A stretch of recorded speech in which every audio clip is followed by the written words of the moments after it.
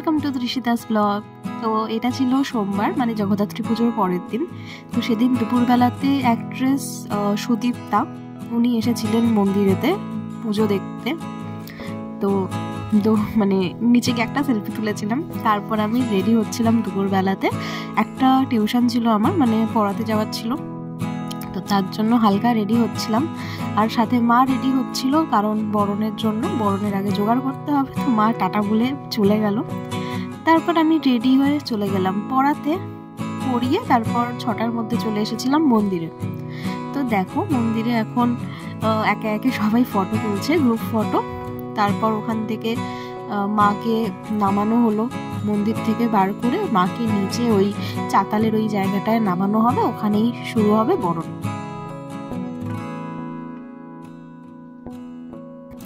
বরণ শুরু হচ্ছে, একে একে প্রধান যে বরণ করবেন তিনি প্রথমে এই মাথায় এটাকে নিয়ে যান, তারপর পরে সবাই একে একে যান।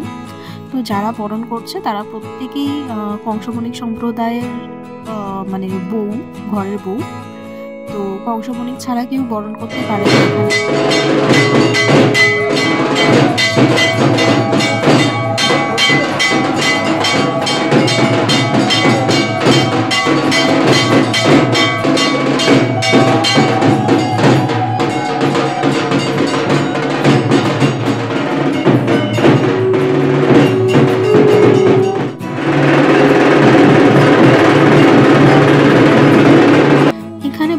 কিছু রিচুয়ালস আছে, যেমন ধরো বরণের শেষে যে মেন বরণ করেন তার হাজবেন্ড কনকাঞ্জলি দেন।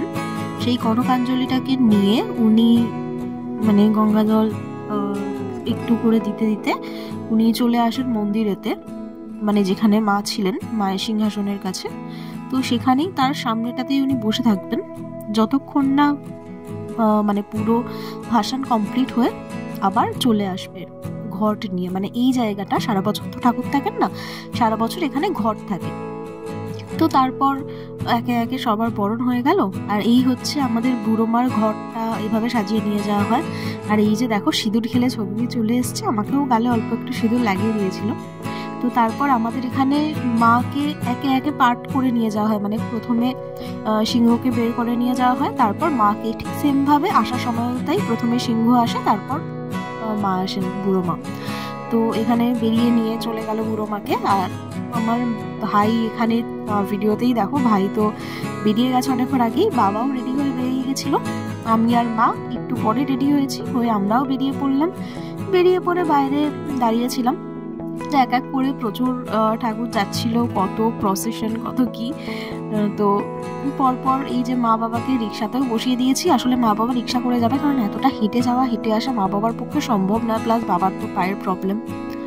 কিন্তু গোটা পাড়া এই পুজোতে যায়, তো সেখানে বাবা মাকে বাড়িতে রেখে একা চলে যাওয়া, সেটাও তো তার জন্য রিক্সা করেই আমরা প্রত্যেক বছর মা বাবাকে এখন নিয়ে যাই। তো সব ঠাকুর যেতে যেতে দেখতে দেখতে দেখো বুড়ো মাও চলে এলো। এই যে ঘরটা, এই ঘরটা কি হয়, নিয়ে যাওয়া হয় এখন। আর ফেরার সময় একজন যায়, তিনি ভিজে অবস্থায় স্নান করে ঘটে জল ভরে সেই ভিজে অবস্থাতেই ঘরটাকে নিয়ে এসে মন্দিরে আবার রাখেন। আর সারা বছর মন্দিরে এই ঘরটি পুজো করা হয়। তো আমাদের বুড়ো মা চলে এসছে এক পাক ঘুরে, এক পাক ঘুরতে আর আমরা যাই না, আমরা ওখানে ওয়েট করি। তো এই যে মা যাচ্ছেন, মায়ের পুরো ফুলের সাজ, গোটা রাস্তায় ফুল ছেটাতে ছেটাতে যাওয়া হয়।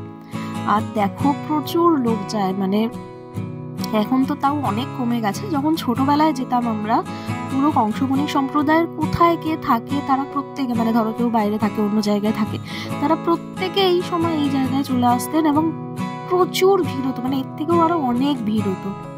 আর যখনই মা যান তখন মানে প্রত্যেকটা বাড়ির লোকও যারা যান না আর কি ভাসানে, তারাও দাঁড়িয়ে থাকেন লাইন দিয়ে, মানে প্রচুর ভিড় হয় এই জায়গাটায়, প্রচুর মানুষ যান। অ্যান্ড প্রচুর মানুষ রাস্তায় দাঁড়িয়ে থাকেন যে শেষবারের মতো মাকে একবার দেখে নেওয়ার জন্য।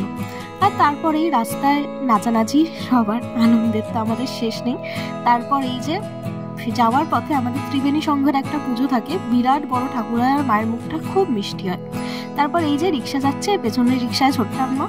তারপর ওখানে আমরা ভাসানে গিয়ে দেখি যে আগে একটা ঠাকুর ভাসান হচ্ছে, আর আমি আর বোন সাইডটাতে বসেছিলাম। তারপর বুড়ো মাকে নিয়ে চলে এলো। তো এবার বুড়ো মার বিদায়ের পালা। সাইডে সবাই প্রচুর বাজি ফাটাচ্ছিল। তো এরপর মা বুড়ো মাকে 7 পাক ঘুরিয়ে আস্তে আস্তে নিয়ে যাওয়া হবে জলের দিকে। তো আবার 1 বছরের অপেক্ষা। তো মা বুড়ো মা মানে আমাদের শুধু মানে কাছের, মানে কিভাবে বোঝাবো আমি জানি না, আমরা প্রচন্ড ভালোবাসি মাকে।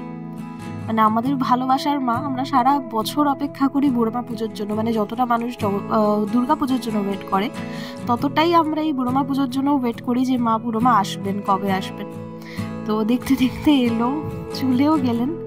তো এবার মায়ের বিজয়ার পালা। চারিদিক দিয়ে সবাই ফুল ছেটাচ্ছে। মানে আমাদের প্রচুর ফুল নিয়ে যাওয়া হয়। গোটা রাস্তা মায়ের ট্রলির আগে ফুল ছেটাতে ছেটাতে যাওয়া হয়, আর শেষে মাকে ফুল দিয়ে তারপর বিসর্জন দেওয়া হয়। তো মায়ের বিসর্জন হয়ে গেল। এবার আমাদের ফেরার পালা। বাবা মাকে রিক্সায় তুলে দেওয়া হলো। বাবা মা রিক্সা করে চলেই মানে আসছিলেন। বাবা মা তো অন্য সাইড দিয়ে রিক্সা করে চলে এসেছেন। আর আমি, বোন, গৌতম দা, ভাই আর ভাইয়ের একটা বন্ধু রণজিৎ, আমরা সবাই হেঁটে একসাথেই ফিরছিলাম। পরে আবার এর মধ্যে কাকাও অ্যাড হলো, কাকা আরও পাড়ার অনেকেই ছিল। তো আমরা চলে এলাম। তো মন্দিরেতে তারপর ঠাকুরমশাই আসেন, প্রত্যেককে গঙ্গা জলে শান্তি জল দেন। তো শান্তি জল নিয়ে তারপর আমরা বেরোনোর সময় মন্দির থেকে একটা করে বাক্সর মানে খাবারের আয়োজন করা হয়। তো সেই খাবারে ছিল এবারে রাধাবল্লভী, আলুর দম আর একটা করে লাড্ডু। তো টেস্ট খুব ভালোই ছিল। তো খেয়ে নিলাম রাতের খাবার। মেকআপ তুলে নিয়েছি, কিন্তু আর আমার স্কিন কেয়ার করার মতো ক্ষমতা নেই। শুধু মেকআপটাকে তুলে ফেস ওয়াশটা করেছি। প্রচণ্ড টায়ার্ড, পা জ্বালা করছে পুরো এতটা হেঁটে। তারপর কালকে আবার অফিস, উঠতে হবে তাড়াতাড়ি। এখনই বাজে হচ্ছে মানে 2:02। আমার ঘড়ি 10 মিনিট ফার্স্ট। দেখো আমাদের ঘড়ি 10 মিনিট ফার্স্ট, এখনই বাজে হচ্ছে 2:30। এরপর শোবো, মানে আমি জানি না কখন ঘুম আসবে, কিন্তু ঘুমোতে আমাকে হবে। তো চলো, গুড নাইট, টাটা।